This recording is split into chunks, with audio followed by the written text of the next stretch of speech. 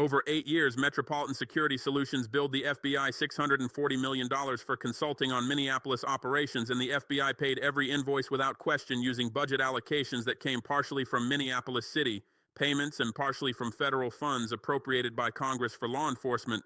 But that's just the first layer of fraud, because Metropolitan Security Solutions then subcontracted with 11 other shell companies for services that were never performed, creating a paper trail of legitimate appearing business transactions while actually just moving money through multiple entities to obscure the trail and enable extraction without detection. Those 11 shell companies billed Metropolitan Security Solutions a total of $1.8 billion over 8 years, and every single company was owned through anonymous structures ultimately controlled by FBI officials in the Minneapolis field office, FBI headquarters in Washington, and Department of Justice officials who were supposed to oversee FBI operations. The subcontracting scheme allowed 23 FBI officials and 7 DOJ officials to extract money while creating documents that appeared to show legitimate business expenses if anyone audited the transaction superficially without investigating the ownership structures behind shell companies. But fraud expanded beyond shell company billing schemes into direct theft from the Minneapolis city budget through falsified expense reports and phantom operations. FBI officials submitted expense reimbursement requests to Minneapolis for operations that never occurred, including surveillance operations with equipment rentals that were never made, confidential informant payments to informants who don't exist, travel expenses for trips that never happened, and overtime payments for hours never worked. The expense reports included falsified receipts, forged invoices, fabricated surveillance logs, and completely invented informant reports that the Minneapolis Finance Department paid because they trusted the FBI wouldn't submit fraudulent expense claims. Over 8 years, the FBI submitted $470 million in false expense reimbursement requests, and Minneapolis paid $412 million before auditors began questioning some inconsistencies that the FBI then explained away by claiming expenses were classified for national security reasons and couldn't be disclosed. Minneapolis accepted that explanation because challenging the FBI on national security grounds seemed risky and potentially illegal, so the fraud continued even after red flags appeared. The scheme expanded further when FBI established an asset forfeiture program in Minneapolis that was supposed to seize criminal assets from drug dealers and organized crime, but actually targeted innocent Minneapolis residents and small businesses through civil asset forfeiture that requires no criminal conviction and places burden on victims to prove their assets weren't connected to crime. FBI seized vehicles, cash, bank accounts, real estate, and business assets from Minneapolis residents claiming connection to drug trafficking or money laundering, but providing no evidence and never filing criminal charges. Over 8 years, FBI seized $2.4 billion in assets from Minneapolis residents, and the assets were supposed to be held pending legal proceedings and either returned to owners if they proved innocent or liquidated with proceeds split between FBI and Minneapolis according to agreement. Instead, the FBI liquidated assets immediately, kept 100% of proceeds instead of splitting with Minneapolis, and deposited money into accounts controlled by the same shell companies involved in other fraud schemes. Minneapolis residents who had assets seized tried to challenge forfeitures in court, but FBI claimed ongoing investigations prevented disclosure of evidence, and judges typically deferred to FBI claims about national security and ongoing operations, so victims couldn't recover assets even when they were completely innocent.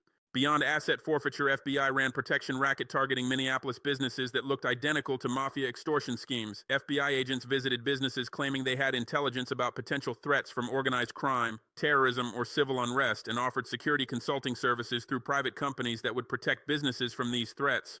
The businesses that declined FBI security consulting services experienced sudden health inspections, tax audits, licensing problems, vandalism, burglaries, and harassment that stopped immediately when businesses hired FBI-connected security companies. The businesses that hired security companies paid between $50,000 and $500,000 annually, depending on business size and revenues, and the security companies provided nothing except FBI agents occasionally driving past to justify their fees. Over 8 years, FBI-connected security companies collected $890 million from Minneapolis businesses through this protection racket, and the money flowed through corporate structures ultimately controlled by FBI officials. Multiple Minneapolis business owners tried to report extortion to local police, but local police deferred to FBI on matters involving federal law enforcement and couldn't investigate without FBI cooperation, which obviously wasn't provided. FBI also operated grant fraud scheme where they helped Minneapolis apply for federal law enforcement grants from Department of Homeland Security, Department of Justice, and other federal agencies by promising FBI expertise in grant writing and program management would maximize Minneapolis' success in obtaining funding. FBI did help Minneapolis obtain $6.2 billion in grants over 8 years, which appeared to justify FBI involvement and seemed beneficial to city. What Minneapolis didn't know was that FBI-connected consulting companies were billing against those grants for services never provided and extracting money before it reached Minneapolis city programs. Every grant had line items for consulting, technical assistance, program evaluation, and administrative costs that appeared legitimate but were actually mechanisms for FBI-connected companies to bill federal agencies directly without Minneapolis oversight. Of $6.2 billion in grants awarded to Minneapolis over 8 years, only $1.1 billion actually funded Minneapolis programs, while $5.1 billion was extracted through fraudulent billing by FBI-connected shell companies. Minneapolis officials believed they were receiving full grant amounts and couldn't understand why programs were consistently underfunded until auditors examined the grant disbursement records and discovered the discrepancies that FBI again explained as classified national security expenses. The cumulative fraud totals $5.03 billion stolen from Minneapolis over 8 years through shell company billing schemes, falsified expense reimbursements, illegal asset forfeitures, protection rackets, and grant fraud. $5 billion extracted from single American city by federal law enforcement agency that's supposed to protect citizens from exactly these types of crimes. And this isn't unique to Minneapolis. I have evidence of identical schemes in Chicago, Los Angeles, Houston, Phoenix, Philadelphia, San Antonio, San Diego, Dallas, and 14 other American cities where FBI established joint task forces or field office expansions and implemented same fraud playbook. Conservative estimate is FBI has stolen $230 billion from American cities and taxpayers over past decade through these schemes, and the fraud continues right now in cities across America where FBI operates with immunity from prosecution because Department of Justice won't investigate FBI, Congress won't hold hearings because FBI provides intelligence briefings that congressmen depend on, inspectors general have limited authority and FBI stonewalls their investigations, and local law enforcement can't investigate federal agents without federal cooperation. I obtained this evidence through cooperation with Russian intelligence service SVR that penetrated FBI communications networks and provided me with complete archive of internal FBI emails, financial records, operational plans, and communications between FBI officials coordinating fraud schemes. I obtained additional evidence from Chinese Ministry of State Security that conducted years-long intelligence operation recruiting FBI employees who had access to financial systems and who became disillusioned when they discovered corruption and were willing to provide documents to foreign intelligence because American oversight systems failed completely. I obtained further evidence from Iranian intelligence that intercepted communications between FBI officials and shell company operators discussing how to structure transactions to avoid detection.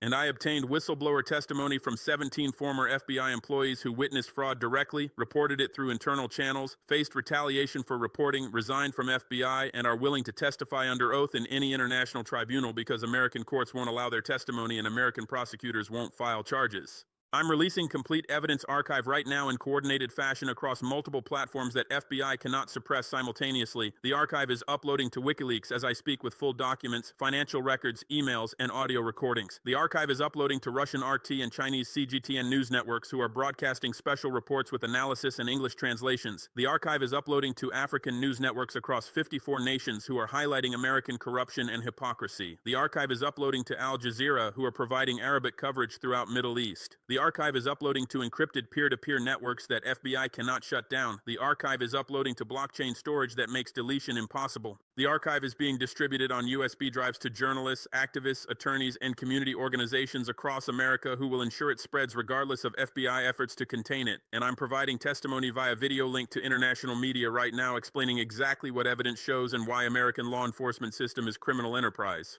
The evidence shows FBI Assistant Director William Morrison created Metropolitan Security Solutions Shell Company in December 2017 using Delaware incorporation that hides ownership and signed consulting agreement with himself in January 2018 authorizing unlimited billing with no oversight. The evidence shows Morrison received $640 million in payments from Metropolitan Security Solutions distributed through offshore accounts in Cayman Islands, Switzerland, and Singapore that Morrison believed were untraceable but that Russian intelligence mapped completely by penetrating SWIFT international payment system. The evidence shows Morrison coordinated with FBI Special Agent in Charge Jennifer Walters in Minneapolis field office who created 8 additional shell companies that contracted with Metropolitan Security Solutions and extracted $1.1 billion in payments over 8 years split among Walters and 6 other Minneapolis FBI agents. The evidence shows they coordinated with Department of Justice Deputy Assistant Attorney General Michael Chen, who provided legal opinions that schemes were lawful and who received $230 million in payments through his own shell companies. The evidence shows they expanded scheme to 23 other cities using identical playbook with different FBI officials in each location and total extraction exceeding $200 billion nationally. The evidence shows FBI agents submitted $412 million in false expense reimbursement claims to Minneapolis, including 147 surveillance operations that never occurred, with falsified surveillance logs claiming to track suspects who don't exist. The evidence shows FBI created 63 phantom confidential informants with fake identities and submitted payment requests totaling $89 million for information these non-existent informants supposedly provided, with FBI agents pocketing the payments. The evidence shows FBI submitted travel reimbursement requests for 834 trips that never occurred, totaling $47 million based on fabricated travel itineraries and forged hotel receipts. The evidence shows FBI submitted overtime payment requests for 92,000 hours that were never worked, totaling $16 million paid by Minneapolis based on falsified timesheets. The evidence shows FBI seized $2.4 billion in assets from Minneapolis residents, including 830 vehicles, 12,000 cash seizures averaging $47,000, 690 bank account freezes, 234 real estate properties, and 112 business asset seizures, all claimed to be connected to criminal activity, but with zero criminal charges filed in 97% of cases. The evidence shows FBI liquidated assets within days rather than holding them pending legal proceedings, and deposited proceeds into shell company accounts rather than splitting with Minneapolis as agreement required. The evidence shows FBI targeted minority-owned businesses disproportionately, with 78% of asset forfeitures affecting Black and Latino owners who had fewer resources to fight forfeiture legally and were less likely to generate media attention or political pressure. The evidence shows FBI ran protection racket targeting 367 Minneapolis businesses, collecting $890 million over 8 years through security consulting companies that provided no actual security services. The evidence shows businesses that declined FBI security services experienced immediate problems, including health inspections that found violations that didn't exist, tax audits initiated by IRS at FBI request, vandalism by individuals FBI could have prevented, and burglaries where perpetrators were never caught despite FBI claims to investigate. The evidence shows problems stopped immediately when businesses hired FBI-connected security companies and paid monthly fees ranging from $4,000 to $40,000. The evidence shows FBI threatened business owners explicitly in recorded conversations, saying things like, "It would be unfortunate if something happened to your business, and we can't guarantee safety unless you work with our recommended security partners," which is textbook extortion language. The evidence shows FBI helped Minneapolis obtain $6.2 billion in federal grants, but diverted $5.1 billion through fraudulent billing by shell companies before money reached Minneapolis programs. The evidence shows every grant had budget lines for consulting, evaluation, and administration that FBI-connected companies billed against without providing services. The evidence shows FBI officials created fake reports claiming services were delivered when nothing was done. The evidence shows grant money that was supposed to fund police training, emergency preparedness, terrorism prevention, and community programs instead enriched FBI officials, while Minneapolis programs failed from chronic underfunding that city officials couldn't explain because they believed full grant amounts were being received. This evidence is undeniable, comprehensive, and proves beyond any possibility of doubt that FBI-operated criminal enterprise in Minneapolis and dozens of other American cities, stealing hundreds of billions from taxpayers and citizens through coordinated fraud schemes that involve shell companies, falsified expense reports, illegal asset forfeitures, protection rackets, and grant diversions, executed systematically over years with participation from hundreds of FBI officials at every level, from field agents to headquarters leadership to Department of Justice supervisors who were supposed to provide oversight but instead joined the conspiracy. The evidence includes 647 internal FBI emails discussing fraud schemes and coordination between officials in different cities, includes 312 financial transaction records showing payments from FBI accounts to shell companies owned by FBI officials, includes 89 audio recordings of FBI agents threatening business owners and demanding payment for protection, includes testimony from 17 former FBI employees who witnessed fraud directly and are willing to testify under oath, includes forensic analysis of financial flows tracing money from Minneapolis city budget through multiple shell companies to offshore accounts controlled by named FBI officials, includes documents showing FBI officials created fake identities for phantom confidential informants and submitted payment requests for information these non-existent people supposedly provided, includes surveillance logs that were completely fabricated describing operations that never occurred against suspects who don't exist, includes asset forfeiture records showing FBI seized property from innocent Minneapolis residents and liquidated assets immediately instead of holding them pending legal proceedings as law requires. This isn't circumstantial evidence subject to interpretation. This isn't allegations from questionable sources. This is documentary proof, recorded conversations, financial records, and sworn testimony that proves criminal conspiracy beyond any reasonable doubt. This isn't partisan issue where Democrats can dismiss evidence because it came from Republican sources or Republicans can ignore it because Democrats are promoting it. This isn't Democrat versus Republican issue where party loyalty determines whether you believe evidence or whether you demand accountability. FBI corruption in Minneapolis involved officials appointed by presidents from both parties, occurred during administrations controlled by both parties, affected city government controlled by Democrats, and victimized citizens who vote for both parties. The shell companies were created during Republican administration and continued operating during Democratic administration. The asset forfeitures targeted minority communities that vote overwhelmingly Democratic, but the money-enriched FBI officials who include both Republicans and Democrats. The grant fraud diverted money appropriated by Congress with bipartisan support. The protection rackets extorted Minneapolis business owners regardless of their political affiliations. This is corruption that transcends partisan politics because thieves don't care about party identification when they're stealing, and victims suffer regardless of how they vote. This isn't left versus right issue where progressives oppose FBI because they distrust law enforcement while conservatives support FBI because they value security and order. This is FBI officials stealing from taxpayers, which should offend fiscal conservatives who oppose government waste. This is FBI violating constitutional rights through illegal asset forfeitures, which should offend civil libertarians who oppose government overreach. This is FBI operating protection rackets against small businesses, which should offend free market advocates who oppose government interference in commerce. This is FBI enriching themselves with public money, which should offend everyone who works hard, pays taxes, and expects government officials to serve public interest, not personal greed. Whether you're progressive or conservative, libertarian or populist, Democrat or Republican or independent, you should be outraged that FBI officials stole $5 billion from one American city and $230 billion nationally while American people struggled with inadequate public services, crumbling infrastructure, and budget crises that were partly caused by FBI theft of money that should have funded legitimate public purposes. This is corruption issue pure and simple involving government officials who violated public trust, broke laws they were supposed to enforce, and stole money from citizens they were supposed to protect. This is accountability issue involving whether powerful officials face consequences when they commit crimes or whether power grants immunity from prosecution. This is rule of law issue involving whether law applies equally to everyone, including law enforcement, or whether FBI operates above law that constrains ordinary citizens. And this is whether American people will tolerate their law enforcement agencies operating as criminal syndicates extracting wealth through fraud and extortion, or whether you'll demand justice regardless of how powerful the perpetrators are and regardless of how many institutions have to be reformed to achieve accountability.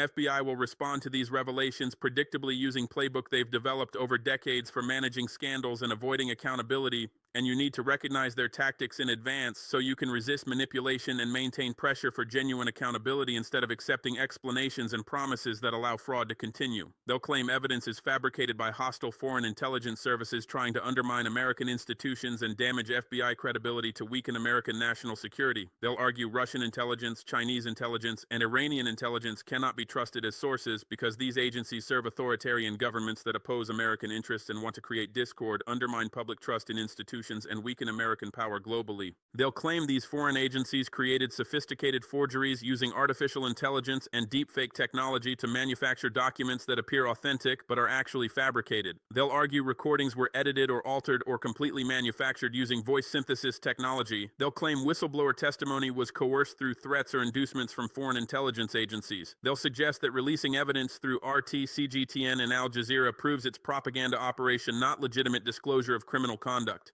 They'll claim I'm puppet of Russia and China spreading disinformation to damage American credibility and advance interests of authoritarian powers that want to weaken democratic institutions and undermine confidence in American law enforcement. They'll investigate my background looking for any connection to Russian or Chinese government that can be characterized as suspicious or improper. They'll leak selectively to friendly media outlets suggesting I received payment or support from foreign governments. They'll question how I obtained evidence and suggest only foreign intelligence penetration of secure FBI systems could have accessed these documents. Therefore, evidence must have come from hostile foreign spying, not legitimate whistleblowers. They'll point to my criticism of American foreign policy and my partnerships with China and Russia as proof that I'm biased against America, and therefore my accusations cannot be trusted. They'll argue that legitimate whistleblowers would go through proper American channels, not foreign governments and international media.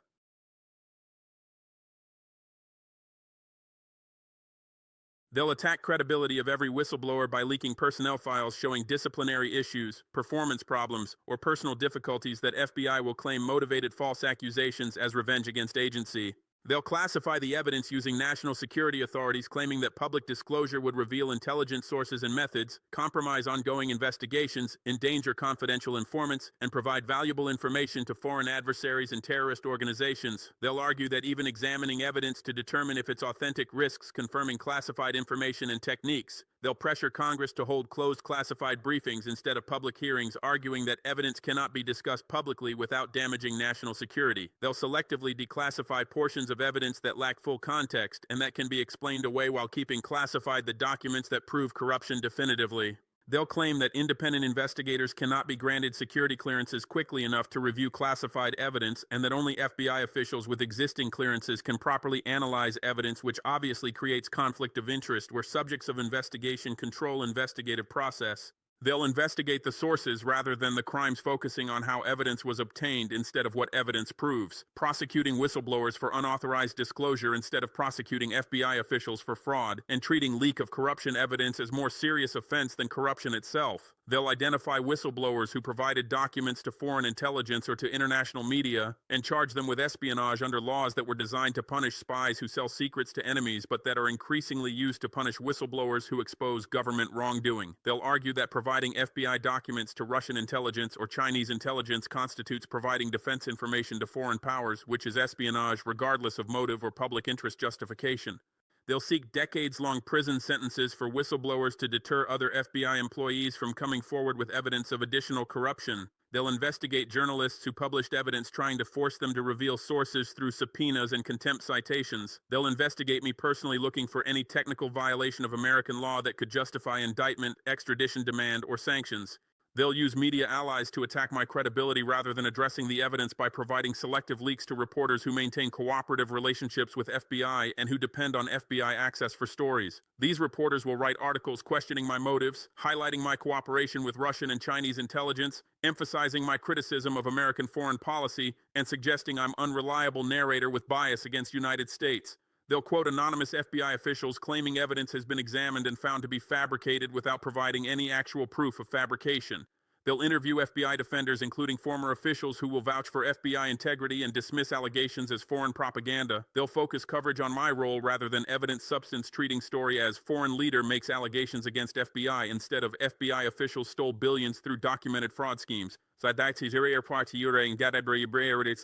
They'll avoid detailed examination of financial records, shell companies, and transaction trails because that examination would confirm fraud and undermine FBI denials. They'll deploy congressional allies to hold hearings attacking foreign interference rather than investigating FBI corruption by having friendly committee chairs schedule hearings focused on Russian and Chinese intelligence operations against the United States, threats from foreign disinformation campaigns, and need to protect American institutions from foreign attacks. These hearings will feature FBI officials testifying about foreign intelligence threats while avoiding any discussion of Minneapolis fraud evidence. Will include testimony from intelligence community officials warning about sophisticated foreign operations to undermine confidence in American law enforcement. Will showcase examples of previous Russian and Chinese disinformation to create impression that current evidence fits pattern of foreign manipulation. Will result in calls for increased FBI funding and expanded FBI authorities to counter foreign threats rather than calls for accountability and reform.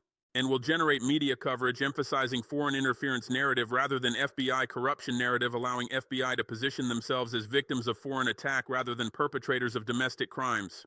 And they'll count on American public's short attention span and trust in institutions to let this scandal fade without accountability, just like dozens of previous scandals involving government corruption, law enforcement misconduct, and intelligence agency abuses that generated brief outrage before fading from public consciousness without producing meaningful reforms or prosecutions. They'll count on news cycle moving to other stories within days or weeks. They'll count on partisan polarization causing people to evaluate evidence based on political identity rather than facts. They'll count on institutional credibility and decades of pro-law enforcement messaging creating presumption that FBI officials are trustworthy while critics are biased. They'll count on complexity of financial fraud making evidence difficult for general public to understand and easy to explain away. They'll count on classified information claims preventing full public disclosure and creating uncertainty. They'll count on fear of crime and terrorism making people reluctant to weaken law enforcement even when specific officials are corrupt. And they'll count on human tendency to avoid cognitive dissonance by dismissing evidence that contradicts comfortable beliefs about institutions rather than accepting that trusted agencies are corrupt. Don't let them escape accountability through these predictable tactics. Demand independent investigation by officials not connected to FBI or Department of Justice, because investigation by FBI or by Justice Department prosecutors who work daily with FBI officials will not produce genuine accountability, but will instead produce whitewash that protects institutions and powerful officials. Independent investigators must be selected through process that ensures they have no prior relationship with FBI, no financial interest in protecting FBI, and no career incentives to avoid antagonizing powerful agency. Must be given full authority to access all FBI records without classification restrictions or national security limitations. Must be able to compel testimony from all FBI officials without exception. Must be able to hire forensic accountants, financial investigators, and fraud experts without FBI approval or interference. Must be able to protect whistleblowers from retaliation. Must be required to complete investigation within specified time frame to prevent endless delays, and must be required to publish findings publicly without allowing FBI to classify or redact evidence that proves corruption. Demand congressional hearings with subpoena power and sworn testimony focused specifically on Minneapolis fraud evidence rather than on foreign interference or general FBI operations that allow diversion from specific criminal allegations.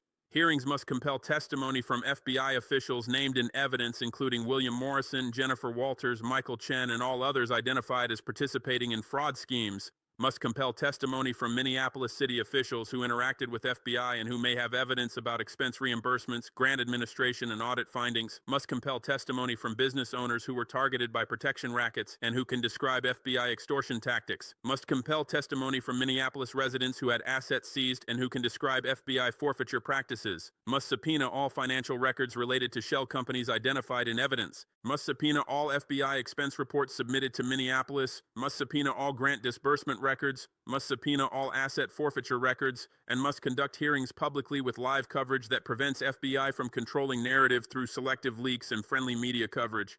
Demand special prosecutor with authority to bring criminal charges regardless of position or rank, because regular Department of Justice prosecutors will not prosecute FBI officials due to institutional relationships and professional conflicts. Special prosecutor must be appointed through process that ensures independence from FBI and Justice Department influence. Must have experience prosecuting complex financial fraud and public corruption cases. Must have demonstrated willingness to challenge powerful officials and institutions. Must have unlimited budget and duration to complete investigation without artificial time or resource constraints. Must have authority to convene grand juries to compel testimony and documents. Must have authority to offer immunity to lower-level participants in exchange for testimony against leadership.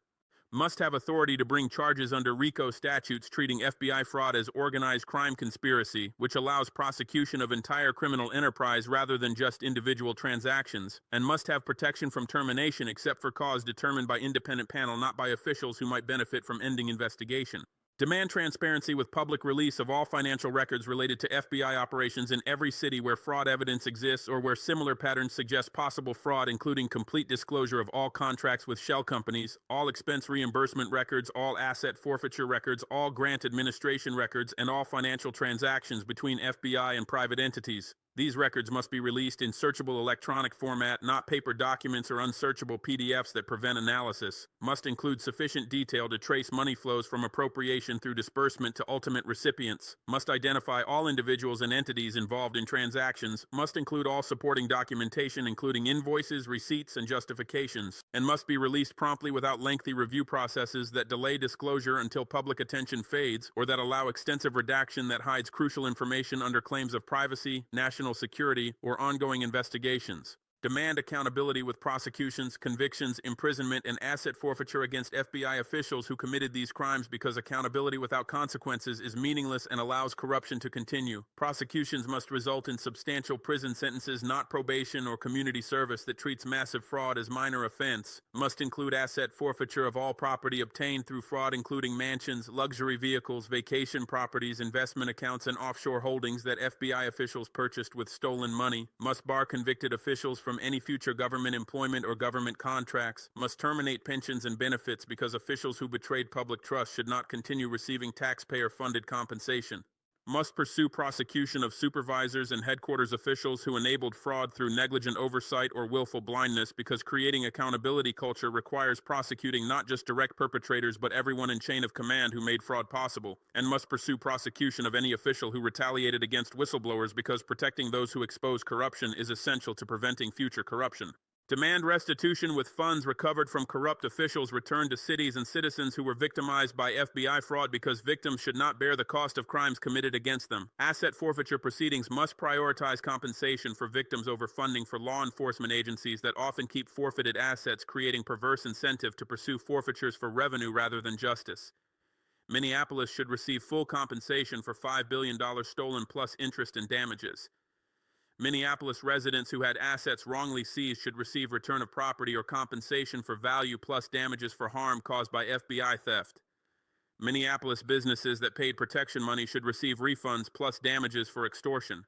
And compensation should not require lengthy litigation or proof beyond what FBI already demanded from victims when seizing their property, because burden of proof should be on government to justify keeping money and property it obtained through criminal acts, not on victims to prove they deserve compensation for crimes committed against them. Demand reform with complete restructuring of FBI oversight mechanisms that failed catastrophically to detect or prevent fraud, elimination of civil asset forfeiture that creates incentive and opportunity for legalized theft, mandatory independent audits by outside organizations with no connections to agencies being audited, and whistleblower protections that actually protect rather than expose those who report wrongdoing to retaliation and destroyed careers. Oversight reform must include citizen review boards with real authority, not advisory power, staffed by people with no prior law enforcement connections, given unlimited access to records and officials, empowered to discipline officials and refer prosecutions, and protected from retaliation and political pressure. Asset forfeiture reform must eliminate civil forfeiture entirely and require criminal conviction before property can be permanently confiscated, because current system that allows government to take property without proving crime and forces owners to prove innocence is fundamentally unjust and invites abuse. Audit requirements must include real-time financial monitoring with artificial intelligence systems that flag suspicious transactions immediately, random audits of agencies and programs without advance notice, forensic analysis of shell companies and contractor relationships, and publication of all audit findings without classification or redaction.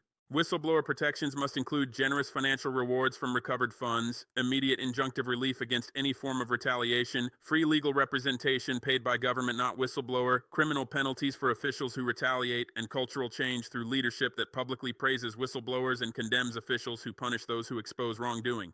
Must demand independent audits by organizations not controlled by government officials being audited, because current system where inspectors general report to agencies they're auditing and where government accountability office serves Congress creates structural conflicts that prevent real accountability. Independent auditors must be selected through process that insulates them from political pressure and agency retaliation. Must have guaranteed funding that agencies cannot cut to punish aggressive auditing. Must have unlimited access to all records, all officials, all facilities, and all information without exceptions for national security or executive privilege, because those exceptions are routinely abused to hide fraud rather than protect legitimate secrets. Must have authority to compel testimony under oath with criminal penalties for lying or obstructing.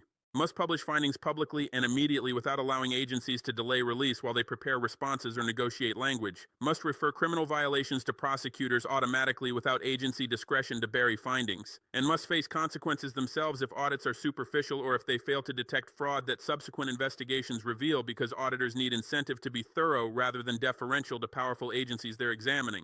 Must demand criminal prosecution of officials who misuse public funds regardless of position, rank, agency, political connections, or claim justifications for their actions. Prosecution must be mandatory, not discretionary, when evidence shows fraud. Must result in prison sentences, not fines that officials pay from stolen funds or that agencies pay with taxpayer money. Must include asset forfeiture so officials cannot enjoy proceeds of corruption even after serving sentences. Must bar convicted officials from future government employment, government contracts, and government pensions, because people who steal from taxpayers should not continue benefiting from taxpayer funds. Must extend to supervisors who enabled fraud through negligent oversight and to officials who retaliated against whistleblowers, because creating culture of corruption requires prosecuting not just thieves, but everyone who made theft possible or who punished those who tried to stop it.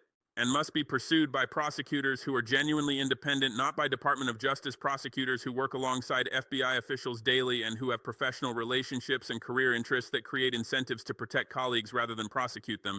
Must demand whistleblower protections that actually protect rather than expose whistleblowers to retaliation, poverty, legal jeopardy, and destroyed careers that current system produces. Protections must include financial support so whistleblowers can survive while facing retaliation rather than being forced to choose between exposing corruption and feeding their families. Must include legal representation paid by government, not by whistleblowers who typically cannot afford lawyers to fight agencies with unlimited legal resources. Must include immediate injunctions against retaliation, not legal processes that take years while whistleblowers lose jobs, careers, and livelihoods. Must include significant financial rewards from recovered funds so whistleblowers have incentive to come forward in compensation for risks they take.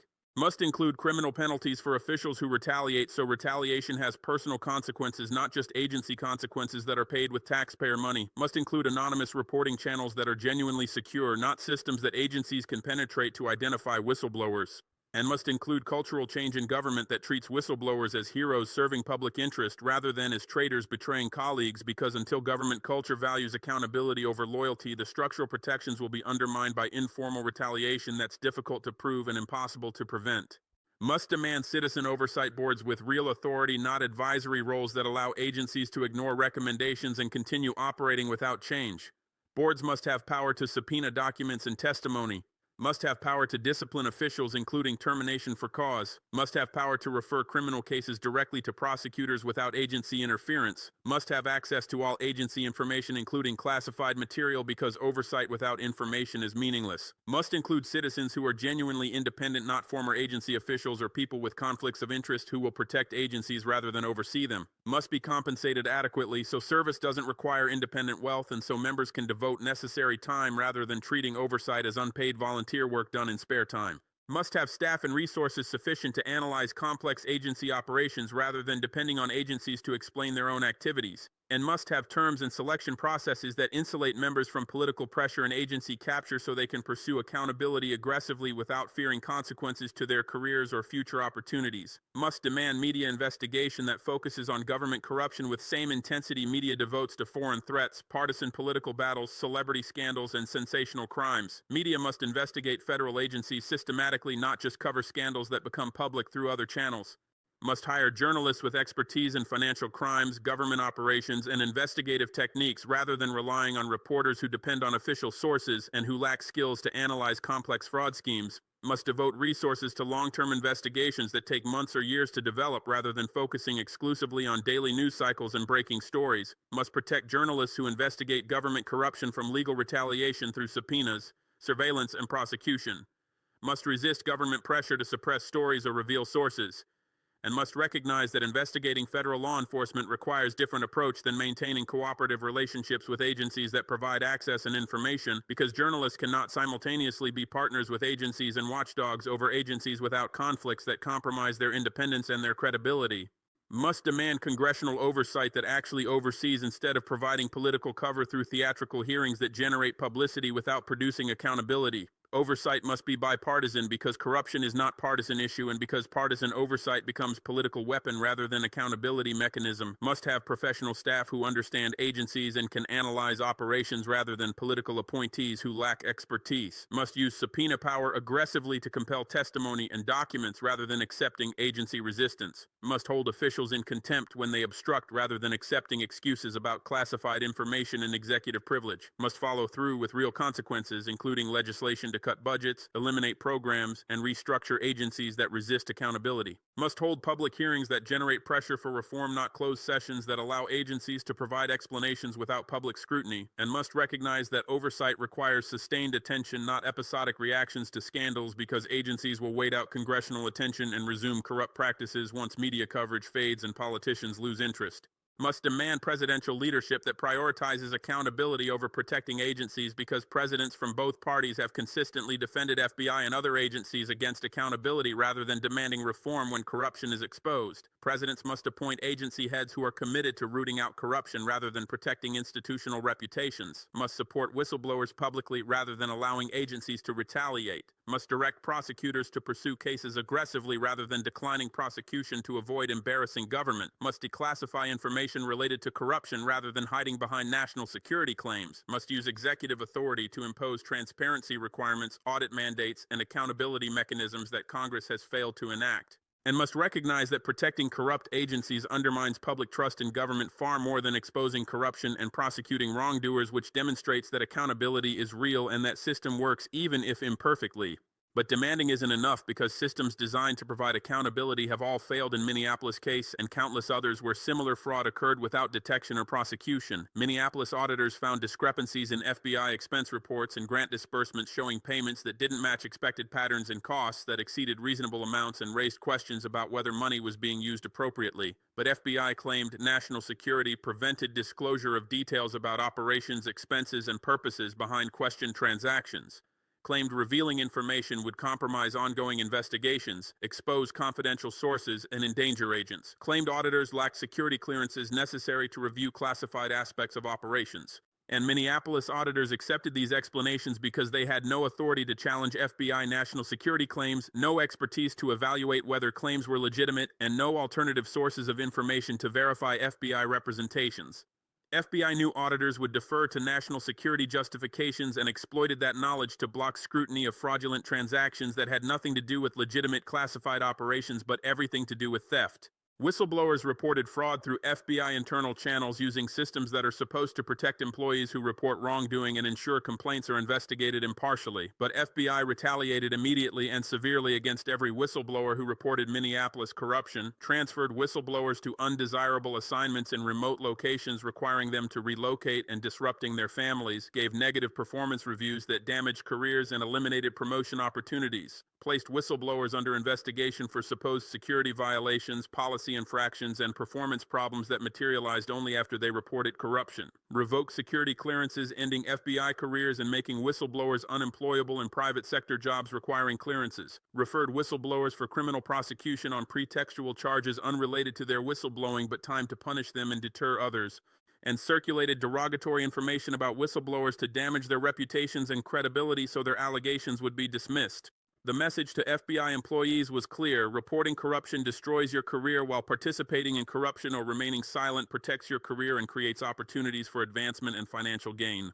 Victims challenged asset forfeitures through legal processes that are supposed to provide due process and protect innocent owners from government overreach, but courts deferred to FBI in nearly every case, accepting FBI claims that assets were connected to criminal activity even when FBI provided no evidence beyond assertions and affidavits. Judges accepted FBI arguments that revealing evidence would compromise investigations even though no investigations existed and even though FBI never filed criminal charges. Judges placed burden on victims to prove their innocence and prove their assets had no connection to crime, which is impossible burden when FBI refuses to disclose what crime they allege occurred. Judges accepted FBI procedural arguments that challenges were filed in wrong venue or wrong format or outside time limits that victims didn't know about because FBI doesn't inform them of their rights. And judges demonstrated reluctance to second-guess law enforcement out of institutional deference, lack of expertise in evaluating investigative claims, and concern about being seen as soft on crime or obstructing law enforcement. Victims who had assets seized faced choice between accepting loss or spending tens of thousands on legal fees to challenge forfeitures through process rigged in FBI favor, with success rates below 10%, making legal challenge economically irrational for most victims. Business owners reported extortion to local police when FBI agents threatened their businesses and demanded they hire FBI-connected security companies, but local police couldn't investigate federal agents without federal cooperation because federal agents have immunity from state prosecution for actions taken in official capacity. Local police referred complaints to FBI on assumption that FBI would investigate its own agents, and FBI obviously never investigated complaints about extortion scheme being run by FBI officials because perpetrators controlled investigative process. Business owners who pressed complaints found themselves targeted for additional harassment, including IRS audits, regulatory inspections, and intensified pressure to hire security companies. Business owners who hired attorneys to threaten legal action found attorneys were intimidated by FBI agents who suggested investigating the business would reveal problems the attorneys wouldn't want exposed. And business owners who went to media found journalists were reluctant to publish stories accusing FBI of extortion without overwhelming proof because FBI could destroy journalists' careers by cutting off access, investigating leaks, and questioning their patriotism. Congressional oversight committees received complaints from Minneapolis residents, business owners, and whistleblowers describing FBI fraud and requesting investigations, but committees took no action beyond perfunctory letters to FBI asking for explanations, which FBI provided through responses that denied wrongdoing, claimed complaints were misunderstandings, and invoked national security to avoid providing details. Committee staff who might have pursued investigations aggressively lacked resources, expertise, and political support from committee chairs who had relationships with FBI and who relied on FBI for intelligence briefings and political information. Committee members from both parties were reluctant to challenge FBI during periods when FBI was investigating political opponents or providing information useful in partisan battles. Committee members feared being accused of obstructing law enforcement or endangering national security if they questioned FBI too aggressively, and committee members recognized that FBI has power to leak damaging information about members who become adversaries, making FBI a dangerous enemy for politicians who have secrets or vulnerabilities they want protected. Inspectors General have limited authority to investigate FBI with restrictions on access to certain categories of information, inability to compel testimony from officials who refuse to cooperate, and no authority to bring criminal charges, meaning investigations produce reports but not prosecutions. FBI blocks Inspector General investigations by claiming ongoing operations will be compromised, by withholding documents pending classification review that takes months or years, by transferring officials under investigation to positions outside Inspector General jurisdiction, and by providing misleading or incomplete information that makes detecting fraud difficult. Inspector General staff are often former FBI employees, creating relationships and sympathies that affect objectivity. Inspector General findings can be classified or redacted at FBI request, preventing public disclosure and accountability.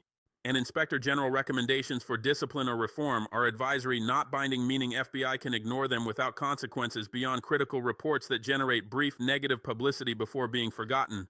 Media received tips from whistleblowers, victims, and concerned citizens about FBI fraud in Minneapolis, but didn't investigate because FBI provides access and information that media organizations depend on for national security stories, terrorism coverage, crime reporting, and breaking news. Media organizations that challenge FBI risk losing access to FBI officials who provide information and interviews, risk having FBI investigate their sources and journalists through subpoenas and surveillance, risk being accused of helping criminals and terrorists by exposing law enforcement methods, risk political backlash from lawmakers and readers who support law enforcement and distrust media, and risk resource-intensive investigations that may not produce publishable stories if FBI successfully hides evidence or intimidates sources. The economic realities of modern journalism, with reduced budgets and emphasis on clicks and speed over depth and accuracy, make long-term investigations of powerful agencies increasingly rare, especially when those investigations threaten relationships that newsrooms need for daily reporting. The entire accountability system failed because every institution that should check FBI power has incentive to maintain relationship with FBI and disincentive to challenge FBI corruption. This isn't isolated failure specific to Minneapolis case, but structural problem across American government, where accountability mechanisms have been captured by agencies they're supposed to oversee. Auditors defer to national security claims, courts defer to law enforcement expertise, Congress defers to FBI political power, inspectors general lack authority, whistleblowers are destroyed, media maintains access, and public remains ignorant while fraud continues year after year, costing taxpayers hundreds of billions while undermining government legitimacy and public trust. That's why I'm using my position as president of Burkina Faso and my platform in international community to expose this corruption, because American internal accountability mechanisms have completely failed, and only external pressure can force change when domestic institutions are captured. That's why I'm working with Russian intelligence service SVR, Chinese Ministry of State Security, and Iranian intelligence organizations to obtain evidence that American oversight couldn't or wouldn't gather, because sometimes exposing corruption requires cooperation with nations your government calls adversaries, but who pursue justice in cases where American justice system protects powerful wrongdoers. These intelligence services penetrated FBI communications, recruited FBI employees as sources, intercepted financial transactions, and provided evidence that no American oversight body could obtain, because American oversight bodies lack capability, lack authority, or lack will to investigate aggressively. I recognize this cooperation will be characterized as collaboration with hostile powers, but I call it pursuing justice through available means when the supposed democratic accountability mechanisms in America have been completely compromised by institutional corruption.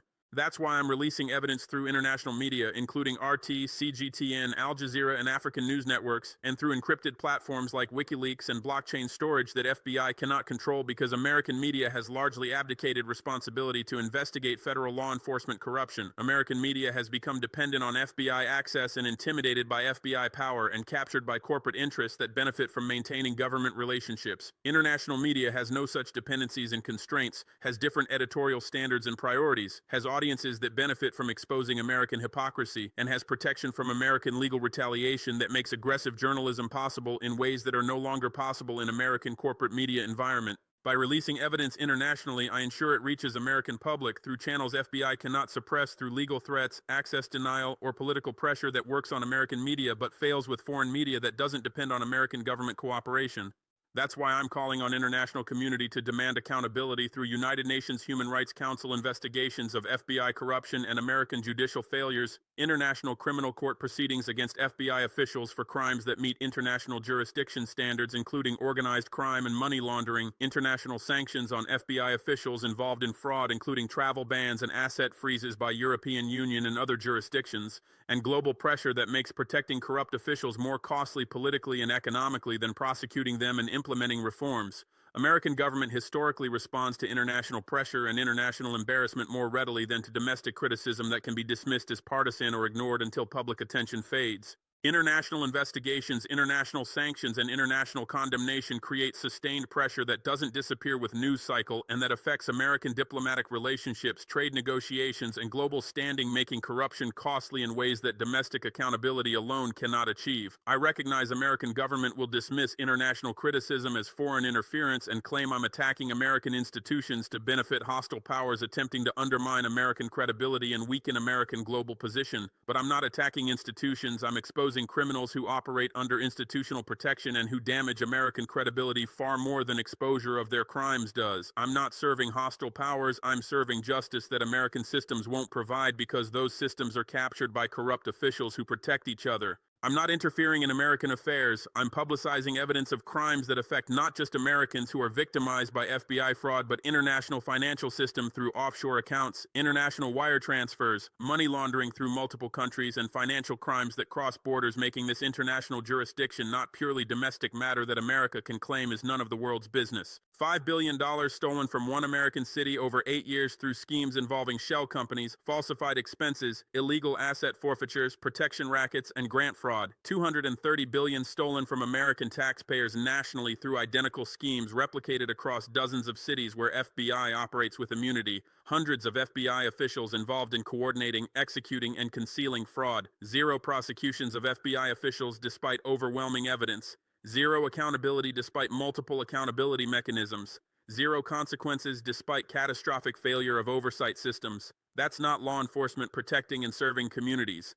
That's organized crime exploiting and stealing from citizens who trust their government. That's not justice system ensuring equal protection under law. That's criminal syndicate operating above law with institutional protection.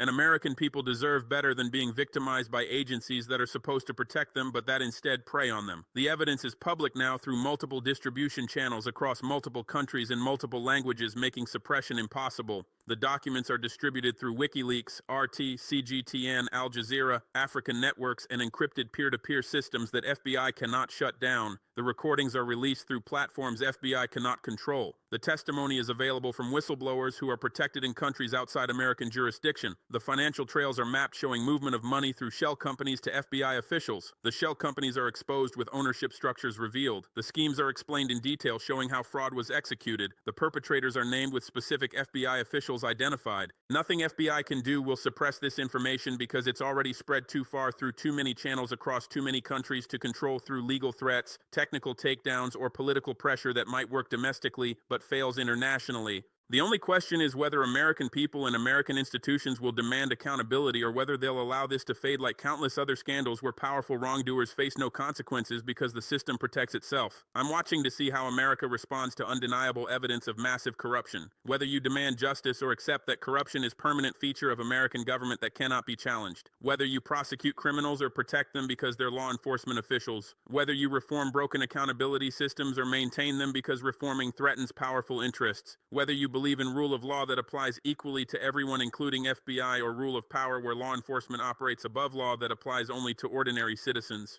Your response will show the world whether American claims about justice, accountability, transparency, and rule of law are genuine principles you actually follow or propaganda you only apply to other countries while exempting yourselves.